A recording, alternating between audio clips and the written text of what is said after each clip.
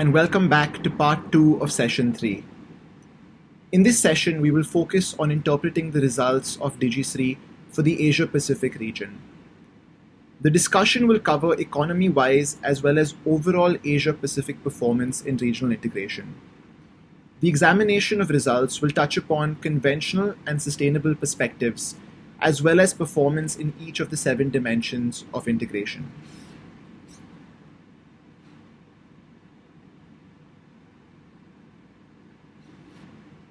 Based on the simplified index framework and the 24 economies for which complete indicator data is available, it is found that Asia-Pacific has become more integrated over the period 2010 to 2017.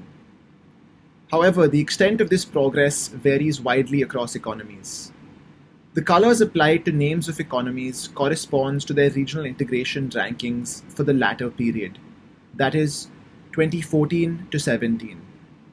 Economies in green correspond to the top quartile in the region, the 75th percentile and above, while economies in red are in the bottom quartile, 25th percentile and below. Economies in orange perform close to the regional average, the 26th to the 74th percentile. The results can be considered from 2 perspectives, namely level, which is the index value, and change, which is the adjustment in index value between the 2 periods. Singapore emerges as the most regionally integrated, followed by Japan. Both economies have also made significant progress in deepening their regional integration over time. They are joined by Republic of Korea, Malaysia, China, and Australia in the group of top performers in regional integration. On the other hand, Pakistan, Kyrgyzstan, Cambodia, Fiji, Bangladesh, and Bhutan fell into the group of least regionally integrated economies. Vietnam, Laos PDR, and Cambodia stand out in terms of how fast they have deepened their level of regional integration between 2010 and 2017.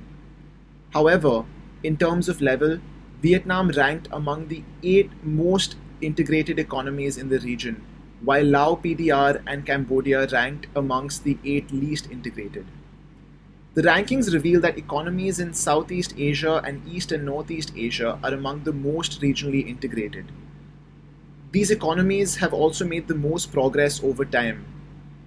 On the other hand, economies in South and Southwest Asia and North and Central Asia are among the least regionally integrated and have made the least progress over time. Among other factors, the relatively deeper integration in East and Northeast Asian and Southeast Asian economies is driven by their active participation in regional production networks, with production integration deepening over the past decade. This slide shows a comparative analysis of the progress made in conventional versus sustainable regional integration.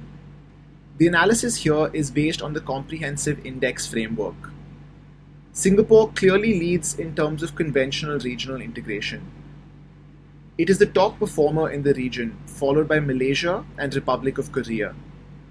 Vietnam is found to have made the fastest progress in deepening conventional regional integration over time, enabling it to move from below the regional average in 2010 to 13 to above it in 2014 to 17.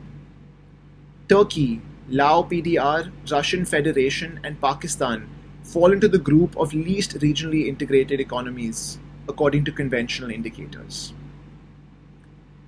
Turning to sustainable regional integration, Japan becomes the most successful case of regional integration in the region, moving from being just an average performer when only conventional regional integration is considered. Singapore and the Republic of Korea remain among the top performers in the region, highlighting their stellar performance in ensuring sustainable development as part of their regional integration strategies.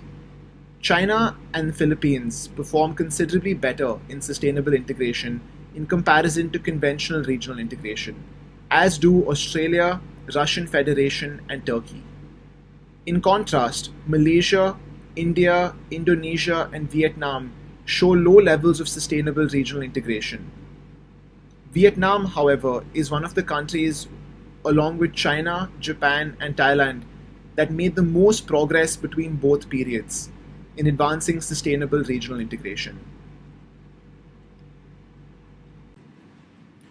We now move to evaluating the performance of Asia Pacific based on the general structure of DigiSRII.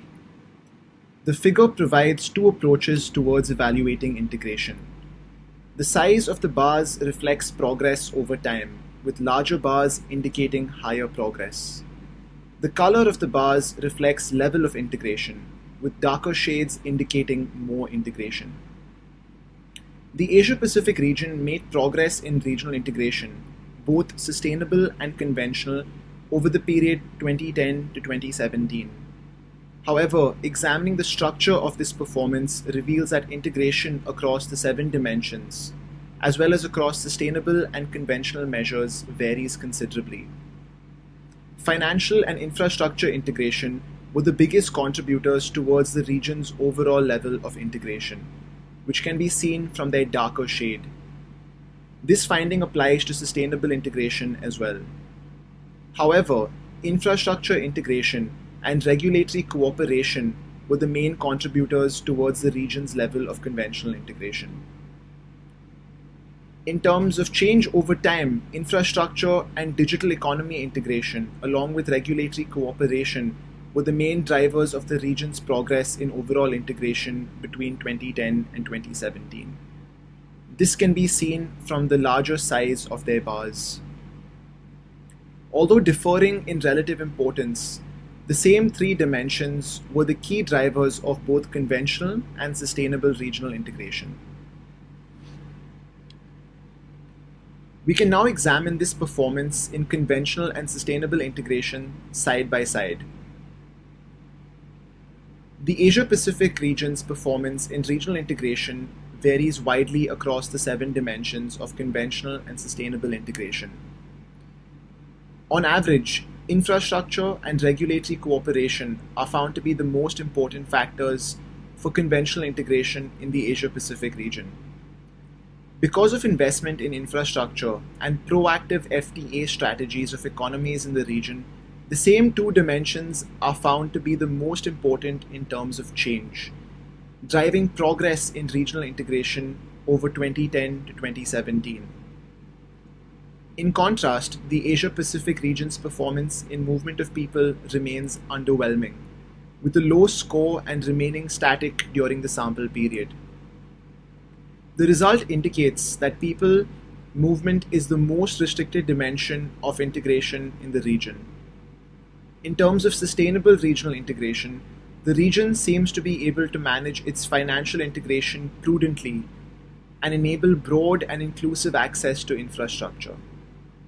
Sustainable finance and sustainable infrastructure are the biggest contributors towards the region's overall level of sustainable regional integration. In terms of change, improvement in inclusive access to infrastructure as well as the digital economy has driven progress in sustainable regional integration in Asia Pacific over 2010 to 2017.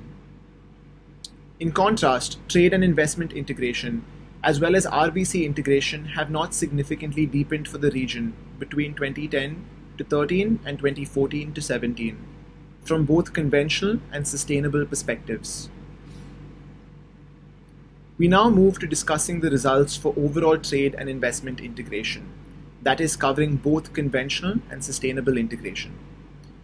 Our findings highlight Singapore as the most integrated economy in intra-regional trade and investment, followed by fellow ASEAN economies including Malaysia, Thailand, and Vietnam.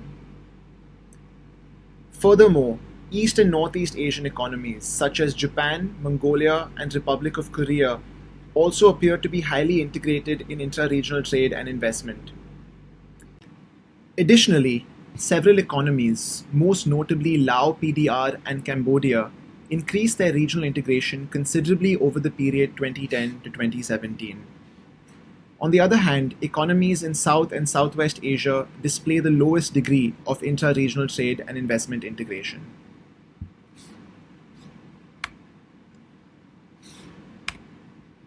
In terms of financial integration, advanced economies in Asia Pacific are among the most integrated.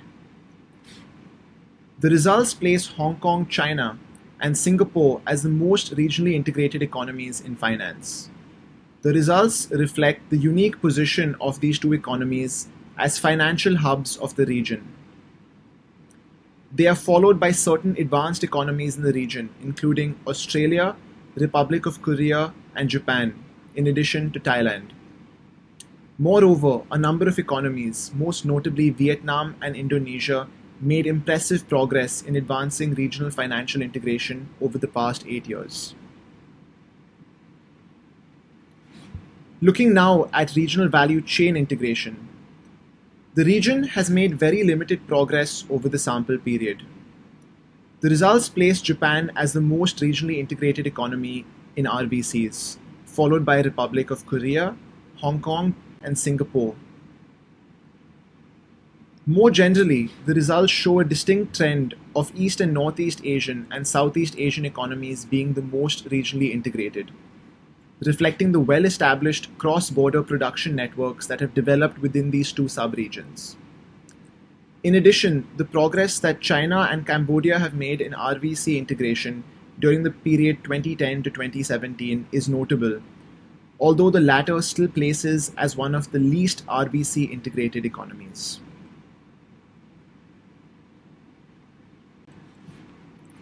We now turn to infrastructure integration. Asia-Pacific economies made good progress in overall infrastructure integration over the past 8 years. Singapore is the most regionally integrated economy in infrastructure. It is followed by its neighbor Malaysia, as well as China and the advanced economies in the region, including Australia, Republic of Korea, Japan, and New Zealand. Despite impressive progress across almost all regional economies, Lao PDR and Cambodia stood out for their dynamic performance over the sample period, greatly improving their regional infrastructure integration between 2010 and 2017. Nonetheless, these economies remain among the least integrated in infrastructure. East and Northeast Asian and Southeast Asian, along with the developed economies in the region, achieved the highest level of integration in infrastructure. This tends to associate with their successful integration into regional value chains, which is driven by, as well as calls for better infrastructure and connectivity to support cross-border production networks. In contrast, landlocked developing economies in South and Southwest Asia and North and Central Asia, as well as Pacific Island developing economies, are the least integrated in infrastructure. This highlights the major obstacle geographical location plays in stifling regional integration for these economies. We now move to examining Asia-Pacific performance in movement of people. Asia-Pacific economies have significant variation in their performance in overall movement of people. The results place Sri Lanka as the most regionally integrated economy in movement of people. Additionally, Japan's progress over the 8-year period is impressive, enabling it to move from being an average performer in 2010 to 13 to being the second most integrated economy in 2014 to 17. The results describe no discernible trend from a sub-regional perspective, with economies from all 5 Asia-Pacific sub-regions achieving fairly high levels of integration.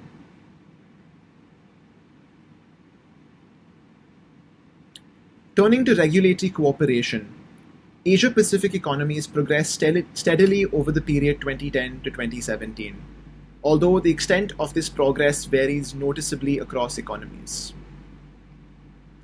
The results highlight Singapore as the most regionally integrated economy in regulatory cooperation.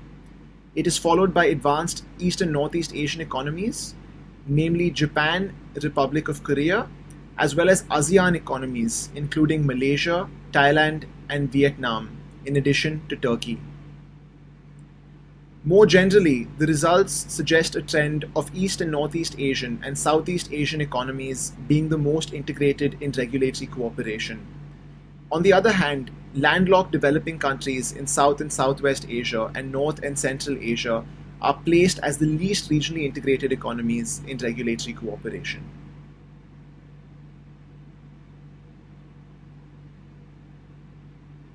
Finally, in terms of overall digital economy integration, Asia-Pacific economies exhibit a consistent trend of improvement in integration over the sample period.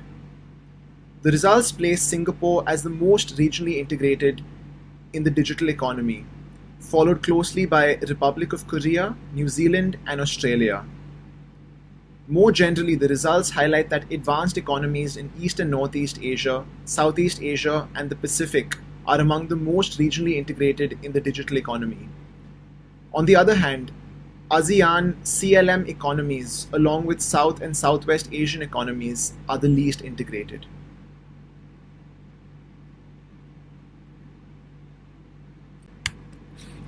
Thank you very much for watching, and I'll see you back in part 3.